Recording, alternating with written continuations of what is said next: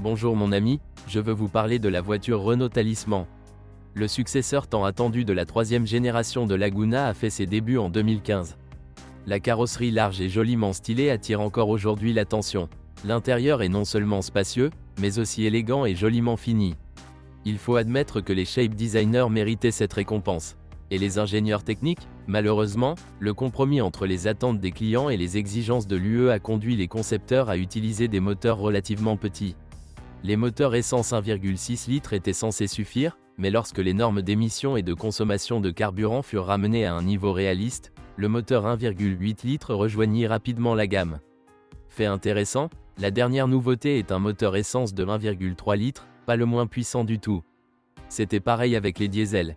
Cela a commencé avec le 1.5 de base et le 1.6 plus puissant, y compris une version à double charge, et après la mise à jour des tests standards, il a été introduit en capacité de 1,7 et 2,0 litres. La plage de puissance dans les deux cas est plus que satisfaisante. Même s'il faut admettre qu'il manque une variété véritablement sportive.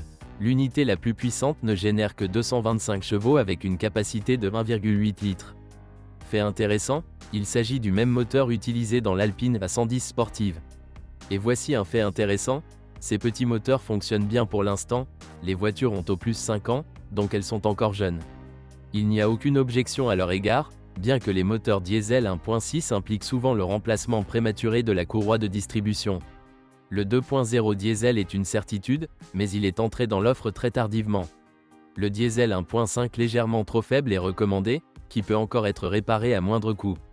Dans le cas des moteurs à essence, il est difficile de faire une évaluation claire. Le moteur 1.6 le plus populaire n'est pas mauvais, mais il consomme parfois trop d'huile. Le reste est un mystère pour l'instant. La situation est pire avec la transmission à double embrayage, disponible dans 8 des 13 versions de transmission de ce modèle. Malheureusement, dans les voitures ayant un kilométrage d'environ 200 000 il y a déjà des pannes ou même un remplacement coûteux des embrayages. Par conséquent, il vaut la peine d'envisager une version avec manuel, uniquement dans les moteurs diesel. Les utilisateurs de Renault Talisman peuvent ressentir l'atmosphère des utilisateurs de Lagoon 2, les pannes électriques fréquentes sont la norme. Tout se fige, de la serrure, en passant par le démarreur du moteur, jusqu'à l'écran multimédia. Sans absolument aucune raison. Malheureusement, l'une des causes courantes d'instabilité de l'électronique est l'historique des accidents de la voiture. Des réparations non professionnelles entraînent de tels problèmes. L'exclusion de ce facteur représente plus de la moitié du succès lors de l'achat d'une voiture. Les éléments restants de Talisman sont normaux. Ni le châssis ni la carrosserie ne diffèrent en rien des modèles allemands ou japonais. De plus, l'entretien de la suspension, à moins qu'elle ne soit équipée d'amortisseurs adaptatifs, est assez bon marché. En revanche, il n'y a aucun souci concernant le système de direction à 4 roues 4 contrôles. La voiture a subi de nombreuses réparations, donc après l'avoir achetée, quelle que soit la source, il vaut la peine de se rendre chez le concessionnaire pour vérifier si quelque chose doit être fait. Défauts typiques de Renault Talisman, électronique, défauts mineurs, manque de fonctionnalité, raccrochage, manque d'accès à la voiture.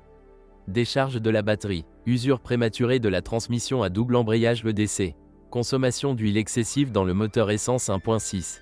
Que rechercher? Voiture provenant d'une source fiable, de préférence d'une salle d'exposition du premier propriétaire. Je recommande les diesels 1.5 et 2.0. Que faut-il éviter? Une voiture à l'histoire incertaine et à moteur essence. Merci de m'avoir écouté, n'oubliez pas de vous abonner à la chaîne et de noter ma vidéo. Si vous connaissez des problèmes avec cette voiture que je n'ai pas mentionné, assurez-vous de les écrire dans les commentaires.